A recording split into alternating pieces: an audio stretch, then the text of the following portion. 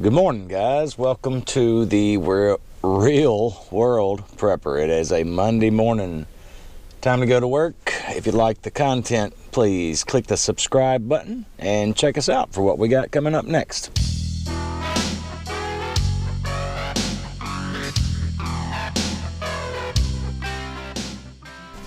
All right, guys, this morning on the way in, I just kind of wanted to talk about, is there a perfect plan? You know, the end of the world as we know it, SHTF, etc., etc. Is there a perfect plan? You know, can you live in just the right place? Can you have all the right resources at that place? Can you be able to defend it with enough people and enough points of defense around it? Do you have means to get from point A to point B, or from point A to point Z, you know, after the fact? Do you have a plan for that after the fact, you know, given some of the scenarios we consider, EMP, for example? You know, do you have a vehicle that's, you know, pre-1980 or whatever it would need to be? Keep a set of points put up, that kind of thing. Do you have enough food? Do you have enough water? Do you have means to create, grow, produce, collect, etc., more food and water? These are things we've got to think about. So these are things we've got to think about, not only just as a prepper, you know, or survivalist, or just for your own built-in self-preservation efforts. We got to think of this stuff on more than one level, okay?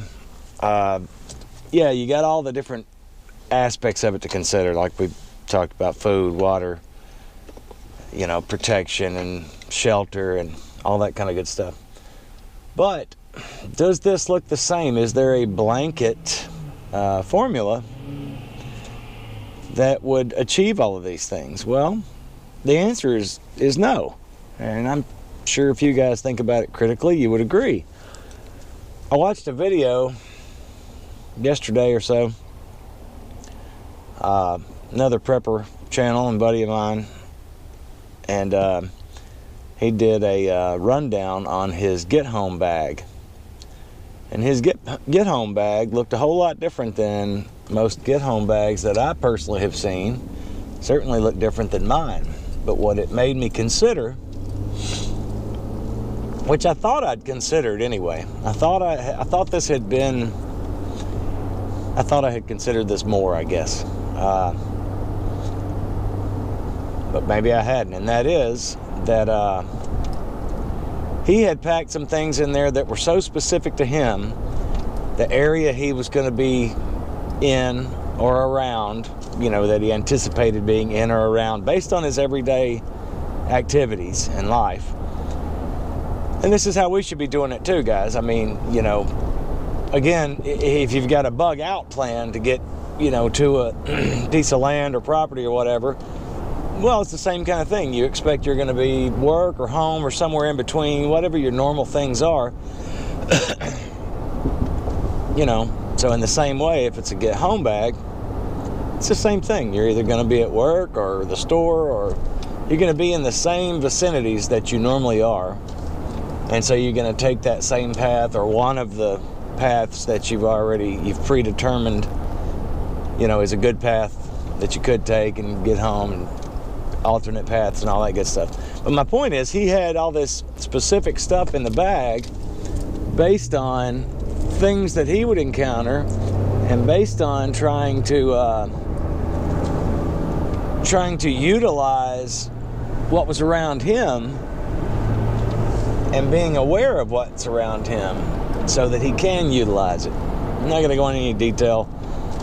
Well, he showed it on the video. I guess it doesn't matter. But, you know, for example, he's got a way to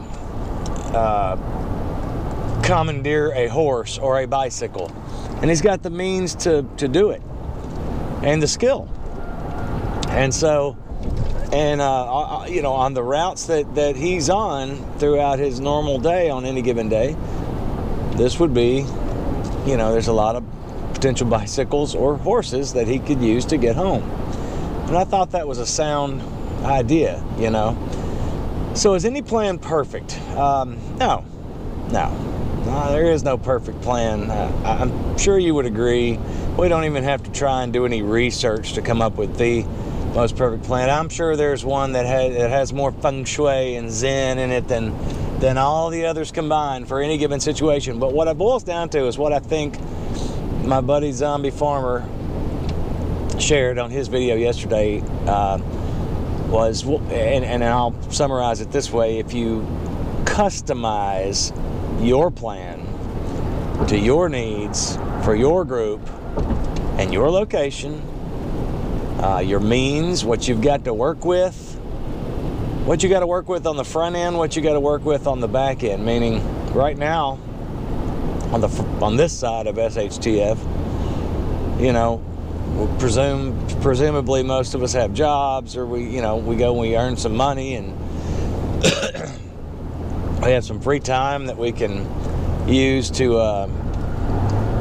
you know, to build up preps and to, you know, build structures or to scout out land. That's something I've been doing, to potentially, you know, have a homesteading space or a bug out location, or all of the above, however you want to use it.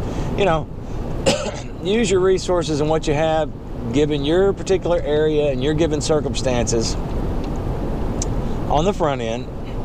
Obviously on the back end, if you do it all on the front end, it'll happen naturally on the back end, because you're already going to have prepared up in ways that you anticipate you need for your area and for your plan, for your group, for your family, for your needs. You know, I said it the other day on another video. You know, what a guy in you know, North Carolina preps up for is not the same thing that a guy over in Nevada preps up for, because geographically they're different, you know. But in the same respect, let's say we got two guys who live 50 miles or 100 miles from one another, okay? You know, same general vicinity, but their circumstances can be too tough. You can have the two guys on the same street, you know, and their needs and circumstances are going to differ based on all kinds of factors, okay? So plan up and prep for you specifically. Think about what you need. Try and think less about wants and more about actual needs. Try and think longer term. Try and think about things that are less possible. I say less possible, less often occurring, let's say. You know, you get up and go to work every day, you eat every day, you defecate every day, presumably. But do you go to the doctor every day? No. You know, do you have a toothache every day? No. So, you know, do you have somebody coming and trying to challenge you every day? I don't know, maybe, but likely no. So these are the things you got to consider it for yourself on your watch, you know. And anyway, that's all I got. Just a ride into work this morning. Just wanted to get you thinking a little bit about, you know, there's not a perfect plan, guys, but there is the most suitable one for you. And that should always be evolving as you think of your plan and you start putting your plan together and your preparations together. Be willing and able to see changes and to see different things going on and happening, and be willing to modify and adjust and change your plan based on the changing needs around you, or based on something that happened to me yesterday watching this other video. Me learning something new about what I could use or would need, you know, in a post-SHTF situation. So anyway, that's it, guys. Just something to think about. I hope it's getting your Monday morning rolling. Hope you have a great day, a great week. I'll be seeing you real soon this week. I appreciate all my new subscribers. Thank you, guys.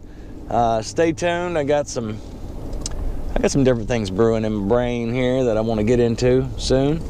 But for the time being, we're going to call it a day. Call it a morning. You guys have a great day at work. We'll see you next time on Real World Prepper. Thanks.